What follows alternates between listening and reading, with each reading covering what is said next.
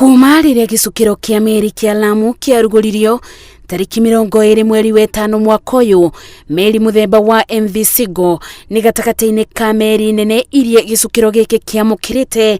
Minista wa kĩgĩna Ukur Yatani akiuga nĩ ikinya rĩa kuonania ũthii wa na mbere bũrũri-inĩ, ũndũ ũrĩa ũkũbingũra mĩeke ya wonjoria mabũrũri-inĩ marĩa tũrigainie. This is a very important development in as far as this region and the country is concerned, that we are now set to go beyond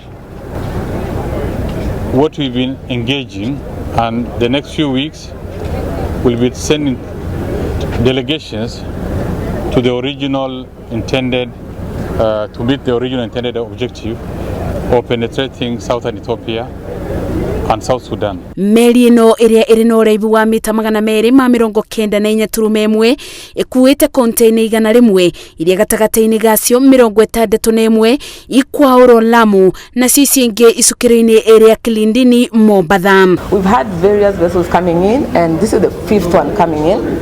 In terms of the system, our system has been very efficient. Container ici ikuĩte ngari na mĩrigo ya andũ kĩũmbe. Ũrũgamĩrĩri wa icukĩro rĩrĩ ũkiuga meri ĩngĩ muthemba wa MV Amu nĩ kabũkĩro indo gũtwara mwena wa Zanzibar tariki 27 mweri-inĩ ũyũ. For example, for this vessel MV Sigo, we gave the customs clearance yesterday. So we're ready to go. We're just waiting for the vessel to come offload, from the vessel onto the ground. Thirikari yugĩte kwandandũra wonjoria bũrũri-inĩ kumanĩte na maũndũ mothi wa na mbere ta waki wa barabara ũrĩa ũbete andũ aingĩ mĩeke ya mawĩra. Ngĩribotera Inooro TV, njĩtagwo Masi wa Ndia wa Mũrĩithi.